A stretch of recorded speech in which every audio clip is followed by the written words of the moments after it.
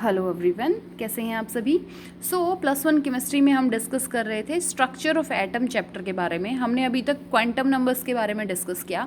आज जो टॉपिक हम डिस्कस करने वाले हैं वो है shapes of atomic orbitals. Clear. Quantum mechanics या क्वांटम मैकेनिकल मॉडल से हमें पता चला कि electrons are not present in fixed circular path में, वो प्रेजेंट नहीं है। इलेक्ट्रॉन्स 3 डायमेंशनल रीजन में प्रेजेंट है। The orbital wave function for an electron in an atom has no physical significance। हमने डिस्कस किया था जो वेव फंक्शन है psi, उसका कोई फिजिकल सिग्निफिकेंस नहीं होता। वो एक सिंपल मैथमेटिकल फंक्शन है कोऑर्डिनेट्स ऑफ द इलेक्ट्रॉन्स को रिप्रेजेंट करने के लिए। There are some plots of wave function and distance. अगर हम वेव फंक्शन को डिस्टेंस के साथ रिप्रेजेंट करते हैं डिफरेंट ऑर्बिटल्स के लिए, तो हमें इस टाइप से कुछ ग्राफ्स मिलते हैं which do not come out to be similar for all the orbitals। सभी ऑर्बिटल्स के लिए ग्राफ डिफरेंट रहेंगे, सेम नहीं रहेंगे। फर्स्ट वन देखिए, psi for 1s orbital if plotted against distance. So क्या हो रहा है, as the distance increases psi क्या होता जा रहा है, डिक्रीज होता जा रहा है। 2s के लिए once decrease negative and then start increasing. 2p orbital के लिए रीचेज अ मैक्सिमम पॉइंट पे पहुंच के फिर से वो वापस आना शुरू कर देता है। ये प्लॉट्स किसके हैं, psi wave function with the distance from the nucleus. देखिए अब ग्राफ में जो 1s ऑर्बिटल का ग्राफ है वहाँ पे वेव फंक्शन कॉन्टिन्यूसली डिक्रीज कर रहा है with the increase of distance. जैसे जैसे आप r की वैल्यू को इंक्रीज करते जा रहे हैं वेव फंक्शन डिक्रीज होता जा रहा है। 2s ऑर्बिटल में वेव फंक्शन डिक्रीज हुआ, एक point reaches a point where it becomes 0 and then becomes negative. एक पॉइंट पे पहुंचा जहाँ पे psi की वैल्यू 0 है, जिस पॉइंट को हम कहते हैं नोड। और नोड का क्या मतलब होता है, नोड ऐसा रीजन जहाँ पे इलेक्ट्रॉन्स मिलने की प्रोबेबिलिटी 0 होती है। तो नोड किसको कहते हैं, point where probability of finding the electron is 0 then negative। So here it is seen that wave function is both positive and negative for 2s orbital. तो 2s ऑर्बिटल के लिए जो वेव फंक्शन है वो positive values में भी रहता है और नेगेटिव वैल्यूज़ में भी रहता है। डिपेंडिंग अपॉन द डिस्टेंस पे डिपेंड करता है कि psi की वैल्यू पॉजिटिव रहेगी या नेगेटिव रहेगी। For 2p orbital the wave function increase with distance. 2p orbital के लिए जो वेव फंक्शन है वो डिस्टेंस के साथ साथ इंक्रीज करेगा। एक मैक्सिमम वैल्यू अटेन करने के बाद वो डिक्रीज होने लग जाएगा। Clear. Next one is plots of square of wave function and distance. हमने ये चीज़ डिस्कस की थी कि जो अकेला psi है उसका कोई फिजिकल सिग्निफिकेंस नहीं होता, बट psi स्क्वायर ये हमें बताता है कि किस रीजन में इलेक्ट्रॉन्स मिलने की प्रोबेबिलिटी है। अकॉर्डिंग टू मैक्स बॉर्न, एक जर्मन के फिजिस्ट थे ये, the square of wave function gives the probability of finding the electron at that point around the nucleus. psi square हमें किसके बारे में बता रहा है, psi स्क्वायर हमें बताता है probability of finding the electron. Electron कहाँ मिलेगा, किस रीजन में इलेक्ट्रॉन सबसे ज़्यादा मिलेगा, उसके बारे में ये हमें इंफॉर्मेशन प्रोवाइड करता है। psi square for 1s decrease continuously, 2s के लिए एक बार 0 तक, देन फिर फर्दर इंक्रीज, 2p के लिए इंक्रीज। सो 1s के लिए हमें एक चीज़ मिली कि जो प्रोबेबिलिटी है इलेक्ट्रॉन मिलने की वो डिक्रीज होती रहती है जैसे हम न्यूक्लियस से दूर जा रहे हैं। जैसे जैसे आपका r इंक्रीज होता रहेगा probability of finding the electron for 1s decreases. 2s orbital के लिए प्रोबेबिलिटी डिक्रीज होएगी। एक पॉइंट पे आके, इस पॉइंट पे जहाँ पे नोड रिप्रेजेंट किया गया है, इस पॉइंट पे probability 0, then increase, then further decrease.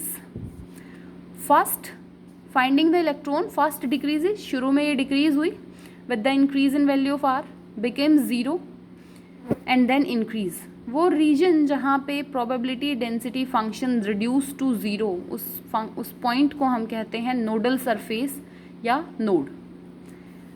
2p orbital के लिए the probability density first increase to maximum. 2p के लिए पहले स्टार्टिंग में इंक्रीज हुई और फिर डिक्रीज हो गई। सो ये कुछ ग्राफ्स थे जो हमने डिस्टेंस के साथ प्लॉट किए। Now we are going to start shapes of orbitals. Let's start with the first one, s orbital. Shape कैसी होती है s ऑर्बिटल की, s orbitals are spherical in shape. So हम इनको बोलते हैं ये यूनी डायरेक्शनल ओरिएंटेशन रखते हैं। 1s orbital shape is spherical. Density of electron cloud की अगर बात की जाए तो न्यूक्लियस इन बिटवीन होता है, न्यूक्लियस के चारों तरफ 1s ऑर्बिटल अवेलेबल है।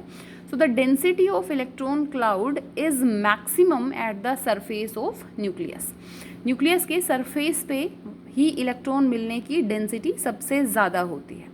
नोड्स की बात की जाए तो 1s में कोई भी नोड अवेलेबल नहीं है। यहाँ पे देखिए हमने देखा था psi square for 1s orbital, there is no node, बस डिस्टेंस के साथ साथ प्रोबेबिलिटी डिक्रीज होती चली जाती है। Next is 2s orbital, shape spherical. Electron cloud density की अगर बात करें तो न्यूक्लियस के पास मैक्सिमम, फिर एक गैप आ गया, बीच में नोड आ गई और फिर से इलेक्ट्रॉन मिलने की प्रोबेबिलिटी हो गई। The probability density is maximum at nucleus, nucleus के आसपास तो मैक्सिमम है, and then decrease at large distance. और जैसे जैसे हम न्यूक्लियस से दूर चले जाएंगे, probability of finding the electron क्या होती जाएगी, डिक्रीज होती चली जाएगी। साइज़ की बात की जाए तो size increase with the increase in the number of n values. जैसे जैसे आप आपने लिखा 1s 2s, फिर आप लिखते हैं 3s, तो जैसे जैसे n की value, here is n equals to 3, n की वैल्यू जैसे जैसे इंक्रीज होती चली जाएगी वैसे वैसे साइज़ भी क्या हो जाएगा, इंक्रीज हो जाएगा। सो हम बोल सकते हैं 2s ऑर्बिटल जो है वो लार्जर है 1s ऑर्बिटल से। साइज एंड एनर्जी की अगर हम बात करें, size and energy of s orbital increase करता है प्रिंसिपल क्वांटम नंबर के साथ साथ। जैसे हमने लिखा 1s 2s 3s 4s, अगर हम लिखते हैं प्रिंसिपल क्वांटम नंबर इंक्रीज होता जा रहा है तो साइज भी इंक्रीज होता जा रहा है। 2s 1s से बड़ा है, 3s 2s से बड़ा है, 4s 3s से बड़ा है। जैसे जैसे n बढ़ेगा साइज बढ़ेगा और एनर्जी भी क्या होती जा रही है, इंक्रीज होती जा रही है। अगर हम नोड्स की बात करें, नोड्स क्या होता है, हमने अभी अभी डिस्कस किया, ऐसा पॉइंट जहाँ पे इलेक्ट्रॉन मिलने की प्रोबेबिलिटी ज़ीरो होती है उसको हम कहते हैं nodes. From boundary surface diagram से हमने क्या देखा कि s ऑर्बिटल्स में number of nodes are equal to n-1। Number of nodes किसके इक्वल है, n-1 के इक्वल। जैसे अब अगर हम 2s ऑर्बिटल में नोड्स देखें तो 2s ऑर्बिटल में नोड्स के लिए हम क्या कर देंगे, n-1 2-1, तो नोड कितनी है 2s ऑर्बिटल में, 1। ये हमें यहाँ इस डायग्राम में भी दिख रही है इजीली, ये न्यूक्लियस, ये फिर फर्स्ट 1s और 2s के बीच में एक नोड यहाँ पे प्रेजेंट है। क्लियर, 2s ऑर्बिटल में एक नोड प्रेजेंट है, हम फॉर्मूला से भी कैलकुलेट कर सकते हैं। Next we discuss about p orbitals के बारे में हम पढ़ेंगे। शेप कैसी होती है इनकी, डम्बेल शेप्ड होती है ये, ठीक है। p ऑर्बिटल्स के लिए l की वैल्यू 1, l क्या है, azimuthal quantum number. There are 3 possible orientation है यहाँ पे, कौन कौन सा, m-1 0 +1 value. This means that, इसका क्या मतलब है कि यहाँ पे p के 3 ऑर्बिटल हैं, m की जो वैल्यूज़ हैं -1 0 +1, उनसे क्या कंफर्म होता है कि p के 3 ऑर्बिटल्स हैं जिनके एक्सिस एक दूसरे से म्यूचुअली परपेंडिकुलर है।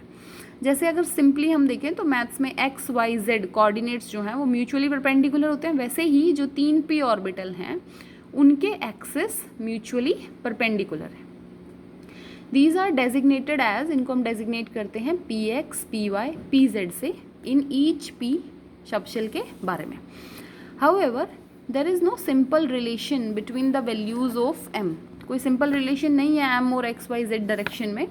The 3 orbitals are equal in size, ये जो 3 आपने ऑर्बिटल देखे हैं ना px py pz, equal in size, shape, energy. Size, shape और एनर्जी इन तीनों की इक्वल है, बट इनकी ओरिएंटेशन क्या है, डिफर करती है। p orbital consist of 2 sections. देखिए एक्स एक्सिस में एक सेक्शन इस तरफ आपको दिख रहा होगा और एक सेक्शन इस तरफ आपको दिख रहा है इजीली। तो यहाँ पे 2 सेक्शंस होते हैं जिनको हम कहते हैं लोब्स।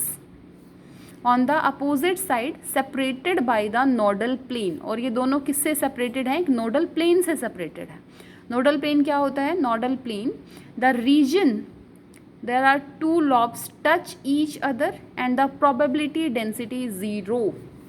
नोडल प्लेन किसको बोल रहे हैं, एक ऐसा पॉइंट, ये देखिए जो 2px वाली लाइन जो शो कर रखी है उन्होंने z से, तो यहाँ पे z पे ही नोडल प्लेन है, तो वो क्या बोल रहे हैं कि एक ऐसा रीजन जहाँ पे ये 2 lobes this one and this one, ये दोनों लोब्स एक दूसरे को टच करें और प्रोबेबिलिटी मिलने की, इलेक्ट्रॉन मिलने की जो प्रोबेबिलिटी है इस पॉइंट पे वो 0 रहे.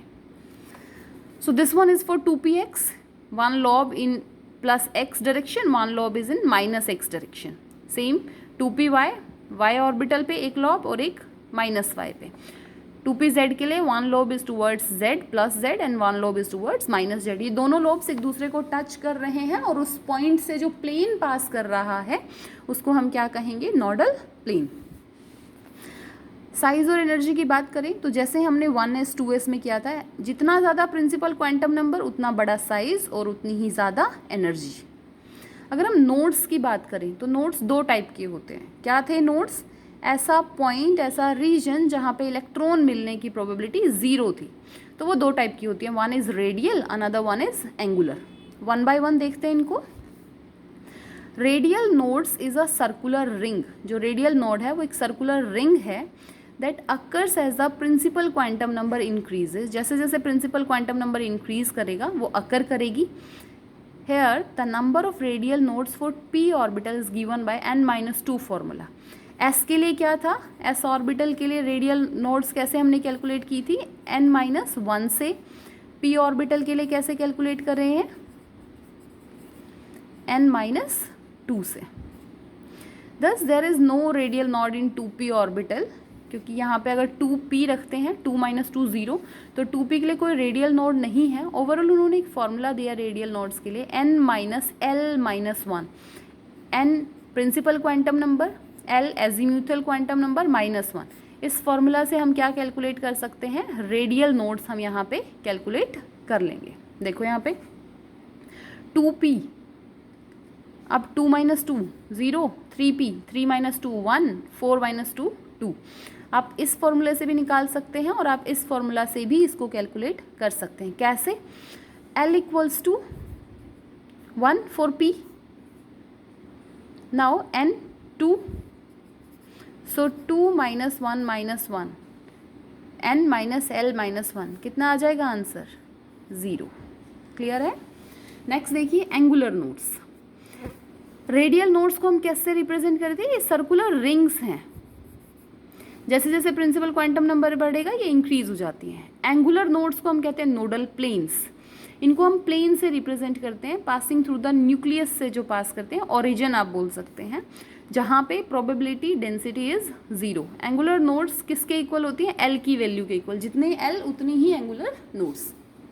जैसे अब पी एक्स ऑर्बिटल है हमारे पास, one lobe is in X side, one lobe is in -x side. तो जो वाई जेड प्लेन है, वाई और जेड कोऑर्डिनेट से पास होते हुए जो प्लेन जाएगा वो कहेंगे हम एंगुलर नोड्स या नोडल प्लेन हम उसको बोल देंगे. जब ऑर्बिटल हमारा पी वाई है तो x z plane as a nodal plane, now x y plane as a nodal plane. Clear है? पी ऑर्बिटल के बारे में समझ आया. नेक्स्ट देखिए,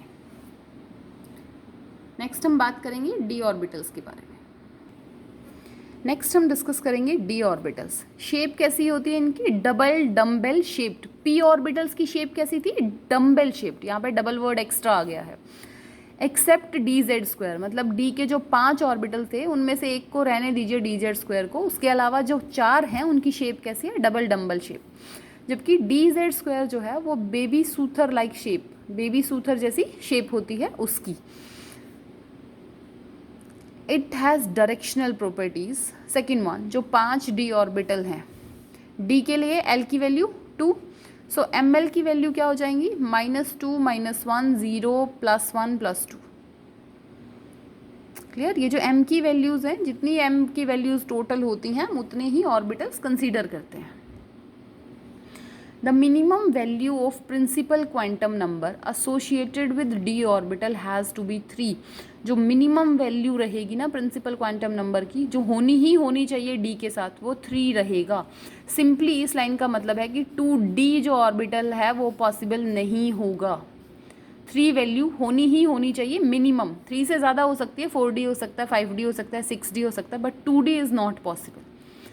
और 2D पॉसिबल ना होने का रीज़न क्या है? यहाँ पे n की वैल्यू 2 है और d की वैल्यू क्या है? 2. और d किसको रिप्रेजेंट करता है? l की. If n is equals to 2 तो l की वैल्यू क्या हो सकती है 0 एंड 1, बट हमारे पास d कितना है 2, विच इज़ नॉट पॉसिबल। 2d के लिए n की वैल्यू 2 है, अगर n 2 होगा तो l की दो वैल्यूज़ हो सकती हैं, या तो 0 हो सकती है या 1 हो सकती है। यहाँ पे हमें 2 दे रखा है, which is not possible. Now the 5 orbitals are designated as, कैसे उनका नाम दिया हमने, dxy, dyz, dxz, dx square minus Y square and dz square. अब dxy को हम कैसे रिप्रेजेंट कर रहे हैं, एक्स एक्सिस और वाई एक्सिस के इन बिटवीन लॉब्स हमें ड्रॉ करनी है। इन बिटवीन लॉब्स हैं, ये एक्सिस के ऊपर नहीं है। सेम dxz में क्या हो जाएगा, एक्स एक्सिस और z एक्सिस के इन बिटवीन ये लॉब्स आ जाएंगी। वाई जेड में y और z के इन बिटवीन ये लॉब्स हम ड्रॉ करेंगे। dx square minus Y square में जो लॉब्स हैं वो ऑन द एक्सिस रहेंगी। dxz, dxyz, dxy में जो लॉब्स हैं वो इन बिटवीन रहेंगी। dx square minus Y square में जो लॉब्स हैं वो ऑन द एक्सिस रहेंगी। dz स्क्वायर बेबी सूथर जैसी शेप होती है, एक आप z एक्सिस के ऊपर बनाएंगे और दूसरी लॉब जो है उसको हम सर्कुलर फॉर्म में रिप्रेजेंट करेंगे यहाँ पे। क्लियर? शेप्स अगर हम देखें तो इन चारों की तो ऑलमोस्ट सेम है, सिमिलर है, बट dz स्क्वायर की शेप जो है वो डिफरेंट है। Size and energy, as the principal quantum number n increases, जैसे जैसे n बढ़ेगा साइज बढ़ेगा और एनर्जी भी क्या हो जाएगी, इंक्रीज हो जाएगी।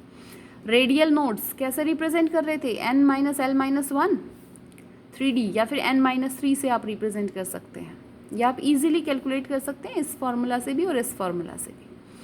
एंगुलर नोड्स की अगर बात की जाए, there are 2 angular nodes in all d orbitals, क्योंकि एंगुलर नोड्स किसके इक्वल है, एंगुलर नोड्स किसके इक्वल था, l के इक्वल, और d ऑर्बिटल के लिए l की वैल्यू कितनी होती है 2। सो d ऑर्बिटल्स में अगर हम बात करें तो 2 एंगुलर नोड रहेंगी हर एक d ऑर्बिटल के लिए। सो p ऑर्बिटल के लिए l की वैल्यू 1 तो एंगुलर नोड 1, d l की वैल्यू 2 एंगुलर नोड्स 2। तो एक ये समरी है कि टोटल नंबर ऑफ नोड्स आप कैसे निकालोगे, n-1। अगर आपसे टोटल नोड्स पूछ ली जाएं तो n-1। रेडियल नोड्स अगर पूछी जाती हैं n-l-1, angular nodes l and nodal planes also l। Clear है, याद रहेगी ये चीज़, ये टेबल इंपॉर्टेंट है। दोबारा देखिए, नोड्स कितनी है n-1, रेडियल नोड्स कितने हैं n-l-1, angular nodes l and nodal planes also l। उसके बाद आते हैं कुछ इंपॉर्टेंट पॉइंट्स पे।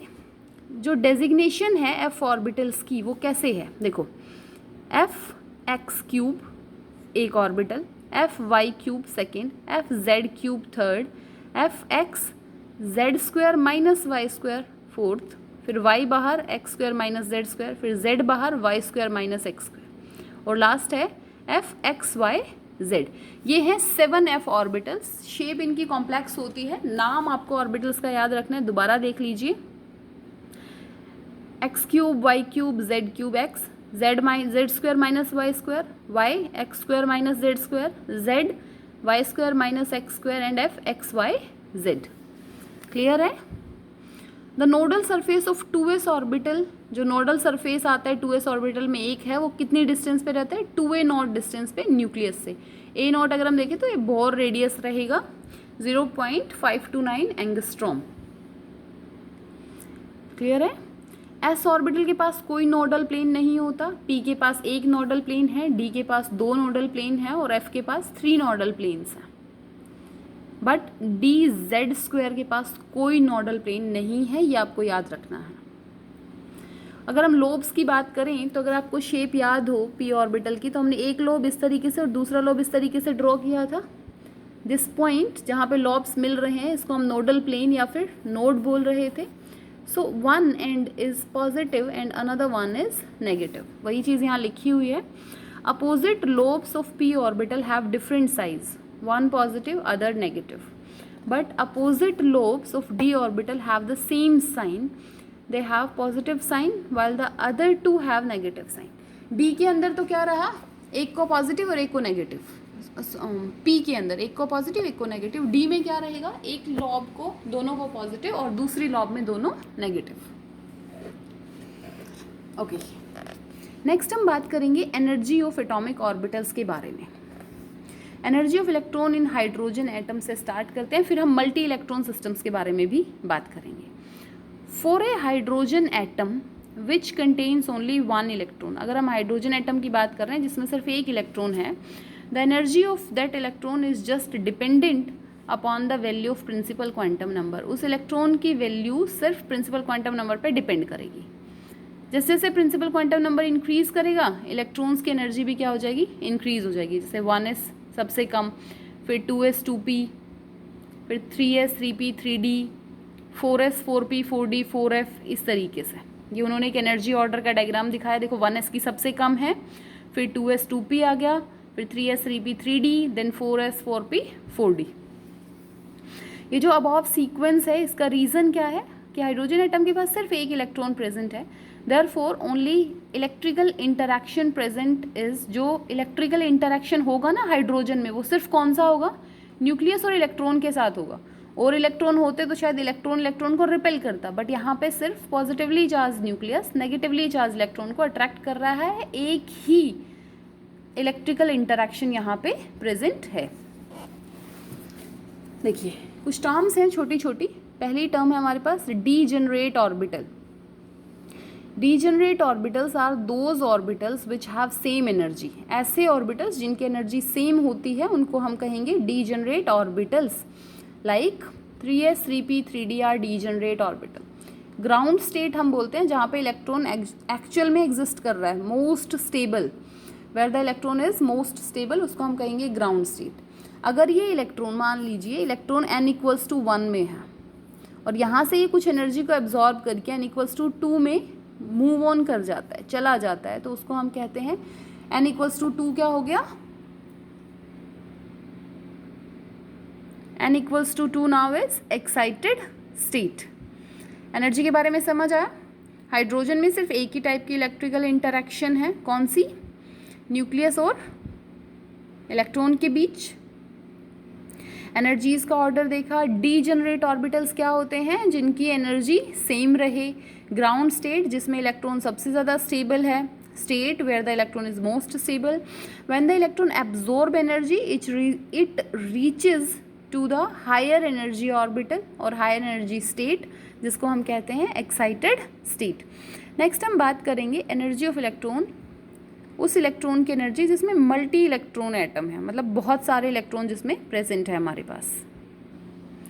सो नेक्स्ट हम डिस्कस करेंगे energy of electron in multi electron atoms में। अब मल्टी इलेक्ट्रॉन एटम्स में क्या हुआ, यहाँ पे इलेक्ट्रॉन एक से ज़्यादा हैं, तो पहली चीज़ जो एनर्जी है किसकी, इलेक्ट्रॉन की, वो अब n पे भी डिपेंड करेगी और l पे भी डिपेंड करेगी, प्रिंसिपल क्वांटम नंबर पे और भी और सब्सिडरी क्वांटम नंबर पे भी। ये जो डिपेंडेंस है इसका रीज़न क्या है कि अब जो न्यूक्लियस है ना उसको इलेक्ट्रॉन का अट्रैक्शन मिल रहा है, मतलब न्यूक्लियस और इलेक्ट्रॉन के बीच में अट्रैक्शन है, बट इलेक्ट्रॉन के बीच में रिपल्शन है। इस वजह से यहाँ जो एनर्जी है वो इन दो चीज़ों पर डिपेंड करेगी, इलेक्ट्रॉन पे, और इलेक्ट्रॉन की जो एनर्जी है वो n और l दो चीज़ों पे डिपेंड करेगी। रीज़न क्या है, मल्टी इलेक्ट्रॉन एटम में अट्रैक्शन का फोर्स भी प्रेजेंट है और रिपल्शन का फोर्स भी प्रेजेंट है। अट्रैक्शन किसके बीच में, न्यूक्लियस और इलेक्ट्रॉन के बीच में, न्यूक्लियस और इलेक्ट्रॉन के बीच में, और रिपल्शन इलेक्ट्रॉन के बीच में। इलेक्ट्रॉन के बीच में क्या है, रिपल्शन है, और अट्रैक्शन किसके बीच में, न्यूक्लियस और इलेक्ट्रॉन के बीच में। तो यहाँ पे एक इफेक्ट आता है रोल में जिसको हम कहते हैं शील्डिंग इफेक्ट। देखो अब जैसे जैसे हम इलेक्ट्रॉन काउंट बढ़ाएंगे वैसे वैसे न्यूक्लियस में प्रोटॉन इंक्रीज होगा। अब न्यूक्लियस में प्रोटॉन इंक्रीज हो रहे हैं, साथ ही साथ इलेक्ट्रॉन भी इंक्रीज हो रहे हैं। जो न्यूक्लियस में प्रोटॉन बढ़ने की वजह से हम बोल सकते हैं कि न्यूक्लियस की पावर इंक्रीज हो रही है। न्यूक्लियस की पावर को हम कहते हैं Z इफेक्टिव। पॉजिटिव चार्ज बढ़ रहा है, न्यूक्लियस की पावर बढ़ रही है, तो न्यूक्लियस अब आउटर मोस्ट इलेक्ट्रॉन्स को स्ट्रांगली अट्रैक्ट करेगा। दोबारा सुनिए, न्यूक्लियस में जैसे जैसे प्रोटॉन इंक्रीज होंगे वो आउटर मोस्ट इलेक्ट्रॉन्स को स्ट्रांगली अट्रैक्ट करेगा, बट जो इनर शेल के इलेक्ट्रॉन्स हैं वो न्यूक्लियस की पावर को बाहर पहुंचने से रोकेंगे। तो उस पावर को हम कहते हैं शील्डिंग इफेक्ट। देखो, it is the shielding of outer shell electrons के लिए एक शील्डिंग का काम करता है from the nucleus. By the inner shell electrons, जो अंदर वाले इलेक्ट्रॉन्स हैं वो न्यूक्लियस की पावर को बाहर जाने से रोकते हैं। मीन्स इस इलेक्ट्रॉन के पास न्यूक्लियस की जो पावर पहुंचेगी ये उसको शील्ड करेंगे। So because of the shielding effect, जो nuclear force being felt by the outermost shell decrease, अंदर वाले इलेक्ट्रॉन्स की वजह से जो चार्ज बाहर वाले इलेक्ट्रॉन को मिलना चाहिए था, फील होना चाहिए था, वो नहीं हुआ, वो डिक्रीज हो गया। So in case nuclear charge being felt by the outermost electron, जो charge outermost electron nucleus की वजह से फील करेगा उसको हम कहेंगे effective nuclear charge, which is Z effective, represent Z minus sigma से हम उसको रिप्रेजेंट करते हैं। Shielding of outer electron from the nucleus by inner shell electrons, इसको हम कहेंगे शील्डिंग इफेक्ट। जो attractive force being felt by the outermost electron increase with increase in the nuclear charge, जैसे जैसे न्यूक्लियर चार्ज बढ़ता जाएगा वैसे वैसे वो जो चार्ज है न्यूक्लियस का, जो आउटर मोस्ट इलेक्ट्रॉन फील कर रहा है, वो भी क्या होगा, इंक्रीज होगा। मोर ओवर हम बात करेंगे कि जो more attractive force results in the decrease in energy, जितना ज़्यादा अट्रैक्टिव फोर्स इंक्रीज होगा उतनी ही एनर्जी क्या हो जाएगी, डिक्रीज हो जाएगी, more negative. Shielding effect depends upon the type of orbitals in which inner shell electron are present, depend करेगा कि जो अंदर वाले इलेक्ट्रॉन है वो किस शेल में प्रेजेंट है।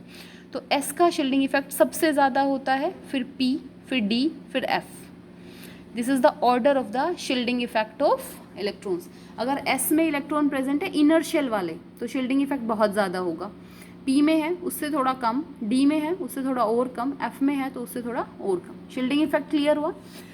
दोबारा सिंपल लाइंस में अगर हम बोले तो न्यूक्लियस की जो पावर है, जो आउटर मोस्ट इलेक्ट्रॉन के पास पहुंचनी चाहिए थी उतनी नहीं पहुंचती। क्यों? क्योंकि जो बीच में हमारे पास इलेक्ट्रॉन्स हैं इनर शेल वाले, वो क्या करते हैं, वो न्यूक्लियस की पावर को बाहर जाने से रोक देते हैं, शील्ड कर देते हैं, उसको हम कहते हैं शील्डिंग इफेक्ट। और जो पॉइंट उन्होंने कहा कि जैसे जैसे न्यूक्लियस की पावर इंक्रीज होगी, जैसे जैसे न्यूक्लियस की पावर इंक्रीज होगी वैसे वैसे उसकी अट्रैक्शन पावर भी बढ़ेगी। अट्रैक्शन पावर क्या होगा, इंक्रीज करेगा। क्लियर है यहाँ तक? शील्डिंग इफेक्ट समझ आया अच्छे से आपको? सो आफ्टर शील्डिंग इफेक्ट हम डिस्कस करेंगे एनर्जीज ऑफ ऑर्बिटल्स के बारे में, कि कौन से ऑर्बिटल की एनर्जी ज़्यादा रहेगी, किसकी कम रहेगी, और उसको हम बोलते हैं बोर-बरी रूल, या सिंपली हम उसको N+L रूल भी कह देते हैं। Energy of orbital is determined by N+L rule, कि कौन से ऑर्बिटल की एनर्जी ज़्यादा है और किसकी कम है। तो देखो दो केस दिखाए इन्होंने, 4s एंड 3d। N 4 है, L 0 है, S के लिए L 0 होता है, तो N+L हो गया 4, N 3, L 2, क्योंकि D है यहाँ पे, ध्यान दीजिए, तो N+L 5। So 4s orbital has a lower energy than 3d orbital, क्योंकि यहाँ पे N+L की वैल्यू कम है। N+L कम, एनर्जी कम, N+L ज़्यादा, एनर्जी ज़्यादा। सेम एक और एग्जाम्पल है, तो 2p orbital has lower energy than 3s orbital. Therefore हमने एनर्जीज का ऑर्डर देखा, 2s, फिर 2s lithium, 2s sodium and 2s potassium. ठीक है, अब इलेक्ट्रॉन्स के फिल करने का टर्न है कि इलेक्ट्रॉन्स को हमें फिल कैसे करना है। तो इलेक्ट्रॉन्स को फिल करने के लिए 3 रूल हैं हमारे पास। पहला रूल अफबो प्रिंसिपल। क्या कहता है Aufbau principle? This principle states the electrons are added one by one into the various orbitals in order of their increasing energy starting with the orbital of lowest energy। अफबो ने क्या कहा, electron को fill करना शुरू करो उस orbital से जिसकी एनर्जी सबसे कम है। Electrons are added one by one into various orbitals in order of their increasing energy, बढ़ती हुई एनर्जी होनी चाहिए, starting with the orbital of lowest energy. Lowest energy के ऑर्बिटल से आपको उसको स्टार्ट करना है।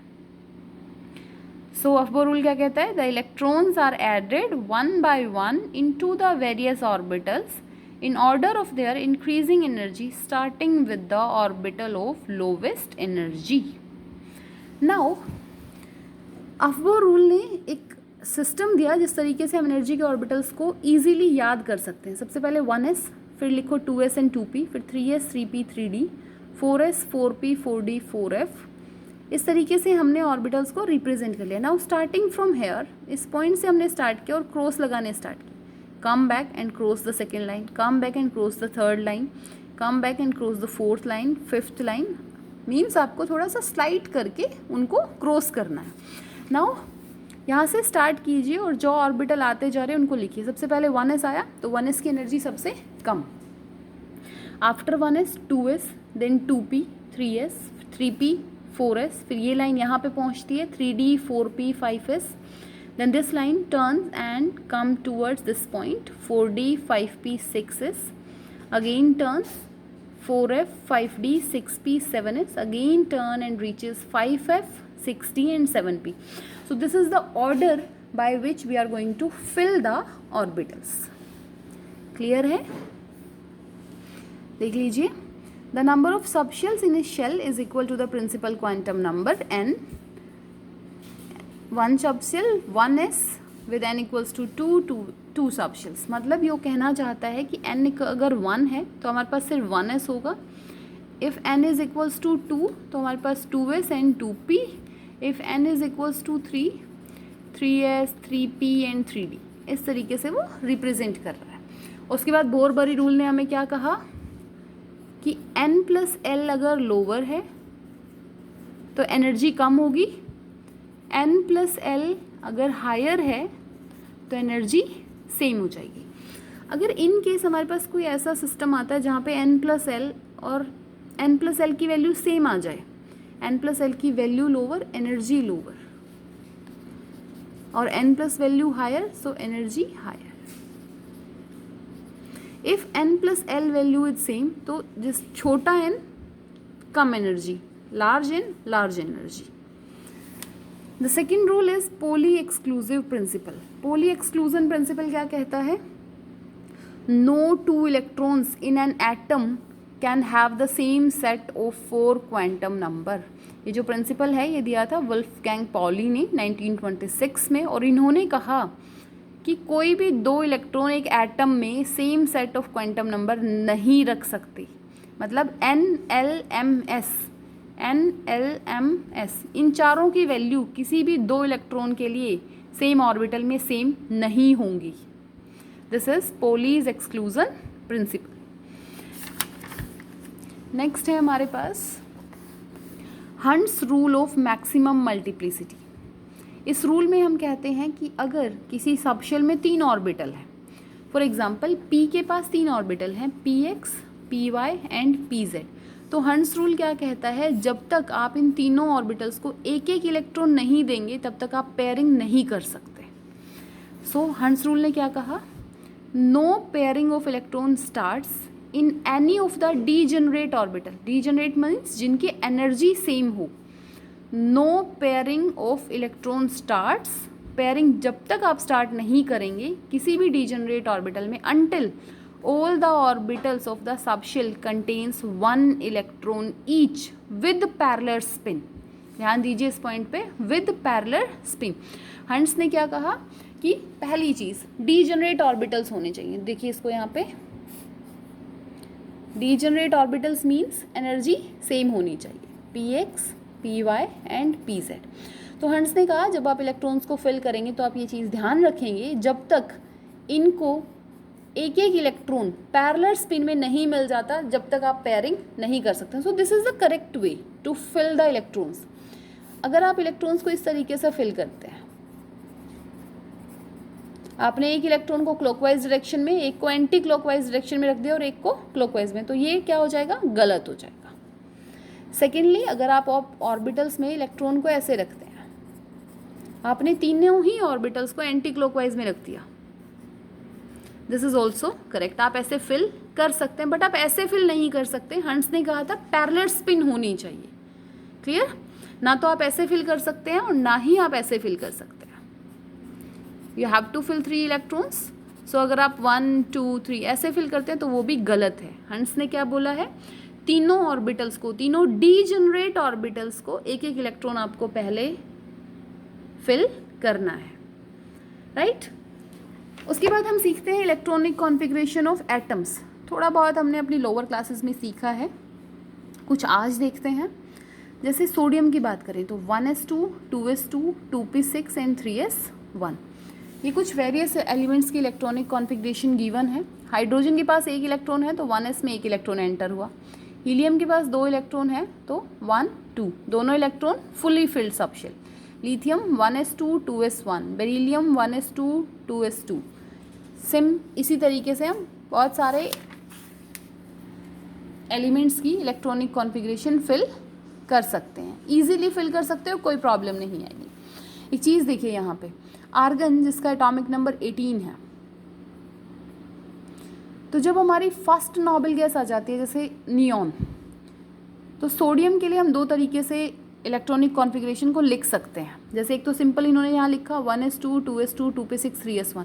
दूसरा आप लिख सकते हैं इसको नियॉन एंड 3s1। नियॉन तक आप इसको बार बार रिपीट करने की ज़रूरत नहीं है, आप सिंपल नियॉन के साथ उसको कंटिन्यू कर सकते हैं। क्लियर? नाउ अब हम बात करेंगे एक्सेप्शनल इलेक्ट्रॉनिक कॉन्फ़िगरेशंस के बारे में। देखो स्कैंडेनियम 21 है 3d1 4s2, titanium 3d2 4s2, तो 4s कंप्लीट होना चाहिए, बट क्रोमियम में आके 4s में 1 इलेक्ट्रॉन आ गया। यहाँ पे d4 होना चाहिए था, बट यहाँ पे d5 फिल कर दिया। अगर हम सेम ऑर्डर देख रहे हैं d3 4s2, तो यहाँ पे क्या लिखना चाहिए था d4 4s2, बट ये क्या है, ये एक एक्सेप्शनल इलेक्ट्रॉनिक कॉन्फ़िगरेशन है। सेम निकल में क्या है d8 4s2, कॉपर में भी क्या होना चाहिए था d9 4s2, बट ये भी क्या है, एक एक्सेप्शनल इलेक्ट्रॉनिक कॉन्फ़िगरेशन है। अब इन एक्सेप्शंस का रीज़न क्या है, देखिए